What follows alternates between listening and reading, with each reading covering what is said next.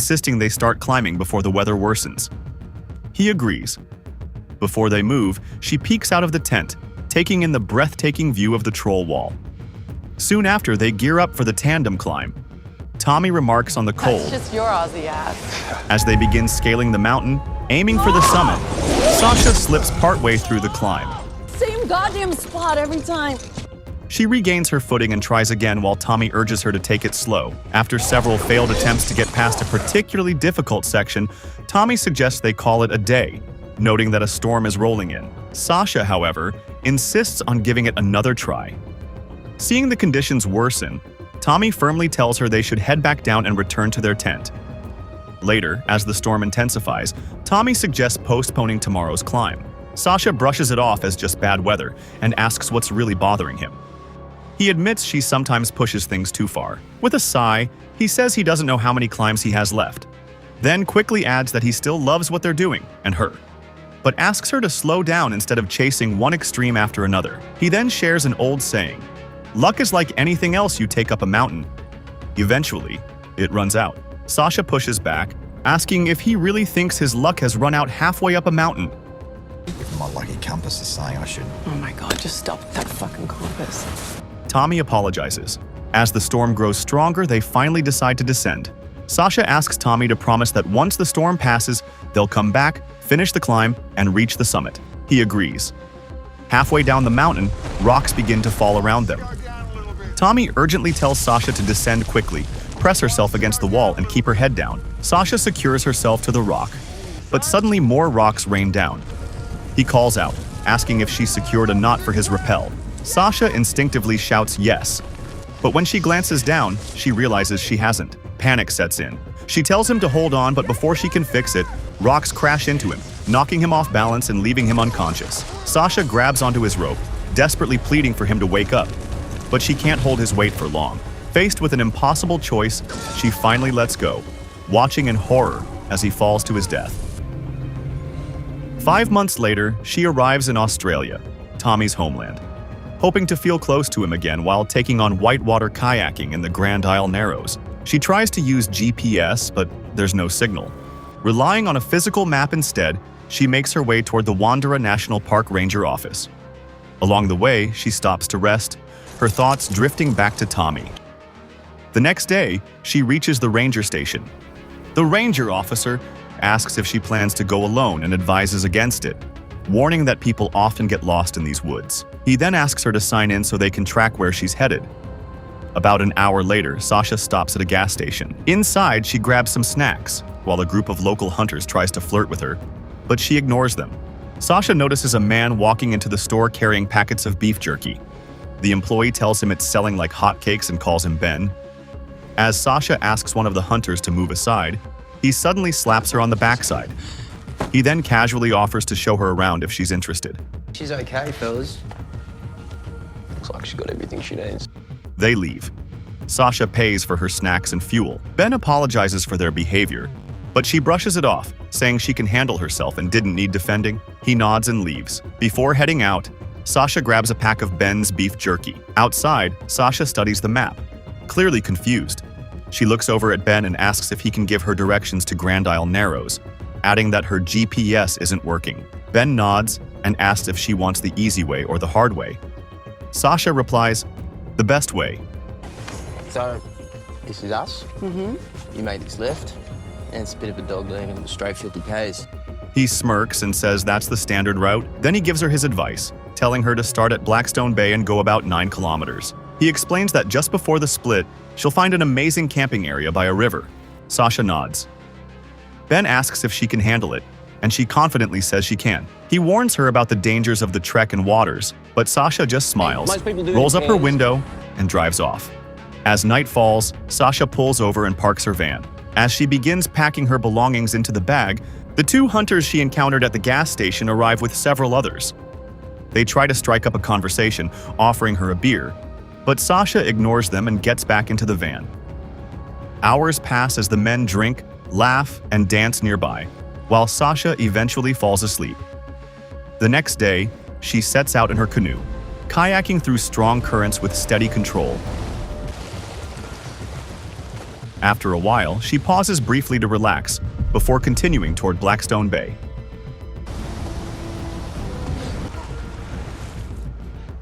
Once there, she sets up her tent and hangs her bag high in a tree to keep it safe from wild animals. She pulls out Ben's beef jerky, takes a bite, and is pleasantly surprised by how much she likes it. The following morning, Sasha wakes up, steps out of the tent, and realizes her bag is gone. Frustrated, she sighs and heads back toward her tent, but stops when she notices a snake inside hissing at her. She backs away. She returns to her canoe. Just a few paddles in, she spots a blue canoe nearby. Curious, she decides to investigate.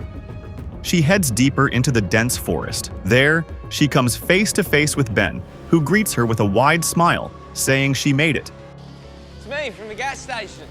Yeah, I remember. I'm Ben. Sasha. He asks her if she's enjoying the place, and she nods. She then explains that something got into her gear last night and took everything including her food and phone. Ben chuckles, suggesting it was probably wombats, joking that her phone bill would skyrocket since they text all the time, with their little paws. Seriously though, I'm sorry. He reassures her not to worry, saying he always packs more than he needs and is happy to share. Sasha thanks him. He then gestures for her to sit while he prepares some breakfast for her. So you make beef jerky. I'll make that myself. Cut it, dry it, hanging away from the flies for a few weeks. Good protein. Sasha mentions she tried the beef jerky and actually liked it. You tried Geno's? Curious, she asks why he named it Geno. Ben replies that it was his mother's name. She laughs, saying his mother must be flattered, but his expression shifts. But he brushes it off and offers her some water, pointing out that he siphons it from the trees. Then she asks if he spends a lot of time out there. Ben replies that he practically lives in the wild, adding that if he doesn't get out on the river at least once or twice a week, he feels restless, almost in physical pain. She asks where in Australia he's from, and Ben corrects her, saying he's not actually Australian. She guesses Britain, and he confirms it, explaining that his mother brought him here when he was a child. He then asks how long she's been kayaking. Just a while. I do a little bit of everything. Aye, but mostly mountains, right? So I already know about you. Yeah, you know, the danger makes you feel alive. He hands her a plate of food. She accepts it and tells him that she is done with mountains. Ben assumes it's because of a breakup, that her boyfriend kept the mountains while she took the rivers. Sasha doesn't respond. Sensing the tension, he apologizes for prying, and she tells him it's all right. She then mentions to Ben that the hunters from the gas station showed up at her campsite the other night and suspects they were messing with her. Ben nods, saying she handled it perfectly. Confused, Sasha asks how he knows. No, I was there. I thought maybe you could use a hand. A woman alone and all.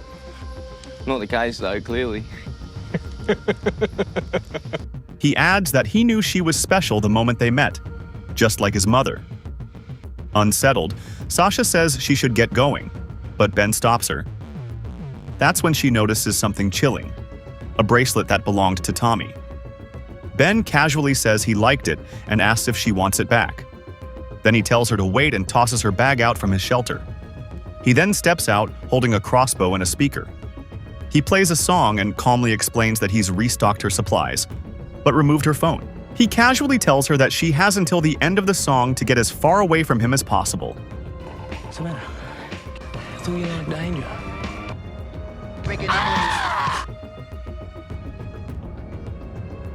Snapping out of it, Sasha grabs the bag and runs. She reaches her canoe and pushes off into the river. Moments later, the song ends. She paddles frantically, letting the current carry her. During the fall, she crashes into a rock and hits her head. She surfaces just in time to see her canoe drifting away. Clinging to her bag, she pulls herself onto the rocky bank. After catching her breath, she forces herself to keep moving. Suddenly, she hears voices nearby. Calling out for help, she climbs toward the sound, only to discover it's a recording. A crossbow bolt suddenly whizzes past her, barely missing. She runs, with Ben close behind. Another shot hits her in the leg, but she keeps going despite the pain. He fires again, striking her bag and knocking her off balance. She slips, slides down the slope, and falls back into the river. The current sweeps her into a narrow gorge. Later, battered and exhausted, Sasha examines the wound on her leg. She checks the phone. It's broken. Then she changes into a clean shirt, eats some chocolate, and drinks water. She notices her pepper spray and keeps it within easy reach. Moments later, Sasha takes off running, determined to put as much distance as possible between herself and Ben. She glances up at the uneven rocks above and climbs upward. Reaching the top, she finally exhales the breath she's been holding. She pulls out a pair of binoculars from her bag and scans the area, spotting Ben's canoe in the distance. She looks around cautiously and then suddenly sees him. Instinctively, she hides. When she dares to look again, he's staring right at her, smiling. Sasha quickly climbs back down and hides, waiting several tense minutes. Once everything seems quiet, she carefully makes her way up again. In the distance, she spots Ben and his canoe not far from him. Realizing this might be her only chance to escape, she decides she has to reach it. Moving as quietly as possible, she sneaks toward the canoe and tries to untie it, but the rope is tightly secured. As she struggles with it, her foot suddenly snaps into a hidden bear trap. Her scream echoes through the forest. Hearing her, Ben rushes toward her, laughing maniacally.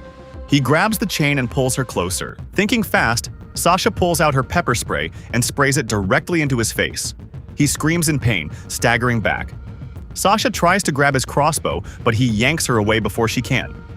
She raises the spray again, but he orders her to throw it toward him. Ben then frees her from the trap. Shaken and angry, Sasha asks if he thinks this is some kind of game. Ben calmly replies that it isn't. It's a ritual. Later, he offers her some fruit. Disgusted, she tells him there's something seriously wrong with him. Ben defends himself, saying he gave her a choice earlier, the easy way or the hard way. What did you choose? That night, as rain pours down, Ben casually talks about how rituals are important, that they ground people and remind them who they are. He then asks her if she knows that some tribes file their teeth into sharp points. Enduring pain is a part of growing up, Sasha. It's a rite of passage. The next morning, Sasha demands to know where he's taking her. He says he'll explain later, then reveals that he got her name from the Ranger's register and looked her up. So the trial wall. I guess you don't want to talk about that. She insists it was an accident. But Ben counters, saying he read that Tommy was highly experienced and had completed dangerous climbs. Sasha simply replies that sometimes things just happen. As Ben talks, Sasha notices a metal hook, something she could use as a weapon. Ben casually asks whether Tommy's funeral was hot or cold. She replies that he was cremated. So did you come here to scatter his ashes? Realizing what she's about to do, Ben shoves her into the river.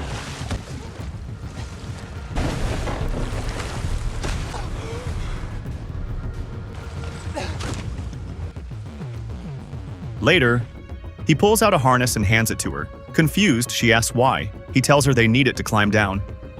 Sasha follows him deeper inside. Soon, a foul stench fills the air. Then she sees it. Bodies hanging from above, lifeless and decaying. Ben casually explains that some tribes believe consuming their prey captures its spirit. There are native tribes that say to capture the spirit of your prey, you have to consume its liver. The trick is finding a spirit worth capturing, I suppose. You remember the Carters from the video? They didn't put up much of a fight. Not like you. Horrified, Sasha realizes what he's been doing. The beef jerky he makes comes from his victims. Sasha panics, but Ben calmly reassures her that everything is all right. She tells him she can sense he's been through something terrible before, that people have hurt him, and she quietly apologizes for what he went through. He pauses briefly, then shows her his sharpened teeth. Then he runs off. Shaken, Sasha looks around and spots a photograph. Suddenly, Ben reappears, grabs her, and hoists her up, binding her in place. He opens a container and casually explains that it's his homemade salt brine, the perfect tenderizer for his beef jerky. She asks if the woman in the photo is his mother, saying he looks just like her. Ben nods and softly replies that she used to say, "Jenno loves Benno," With a distant, almost tender tone, he tells Sasha that his mother was special because she was the first. He adds that now she's always with him. Then he hugs Sasha, saying he'll keep her with him too. Sasha bites his ear. Screaming in pain, Ben falls back. He tries to drag her with the rope, but she fights back. She jumps into the river, with Ben following closely behind her. The current grows violent, pulling them toward a waterfall. Ben is knocked unconscious, his rope snagged on a branch. Sasha struggles to free herself but can't. Realizing she has no choice, she dives back into the water and frees his rope. Sasha tries to break free from the restraints, but Ben regains consciousness. She attempts to attack him, but he overpowers her. He then strangles her until her vision blurs and her eyes redden. At the last second, he suddenly lets go. Sasha quickly grabs a rock and smashes his leg, breaking it. In retaliation, he strikes her, breaking her nose. He screams in agony, clutching his leg, while Sasha groans, holding her bleeding nose. Ben cuts away the fabric around his injury, crying out in pain as he realizes the severity of his broken leg. Night falls. People come here on vacation. You must have one hell of a dentist. Where did you eat him to?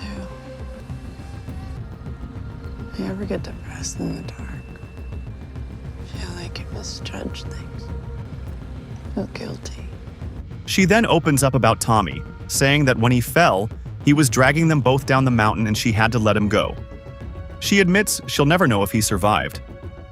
She reflects that she loved the mountains because of him, but he didn't want to be there anymore.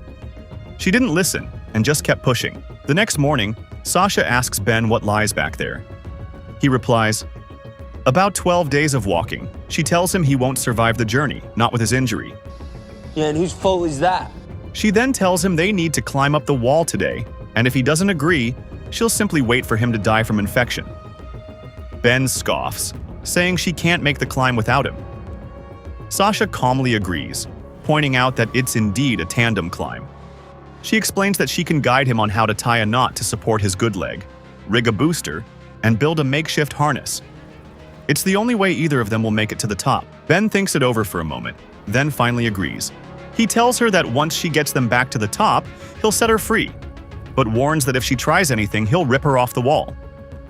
He also orders her not to touch his harness. Sasha begins the climb carefully. After gaining some height, she signals for him to follow. As she climbs higher, she attempts to tamper with his harness, but Ben senses it and yanks her down. An idiot. I told you not to touch the harness. Just resetting it. She regains her position and continues upward, with Ben close behind. Hey, can I ask you something? You told me Phil didn't look like he was flying. She doesn't respond. She pushes higher until she reaches a ledge just out of his line of sight. There, she quietly ties Ben's rope to a nearby branch. She tries to loosen the harness. He reacts instantly, attempting to pull her down. But this time, only the harness comes free. Quickly, Sasha unties the rope. Ben plunges to his death. Alone now, Sasha gathers what strength she has left and climbs the rest of the treacherous wall by herself.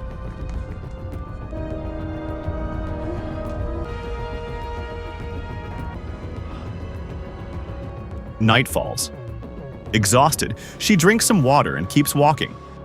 Eventually, a passing camper finds her and offers her a ride back to her van. The following morning, Sasha returns to the ranger station. I know where they are. All of them. Authorities have confirmed that at least 20 bodies have been recovered from a cave deep in Wandara National Park. The discovery was made after a woman escaped the forest and alerted rangers. Authorities are still working to identify all the victims. The families of those missing may finally find some closure. A mysterious string of disappearances in the area that were blamed on the rugged landscape and local wildlife is now believed to have been the responsibility of a single man. Sometime later, standing by the ocean, Sasha takes Tommy's compass and throws it into the water.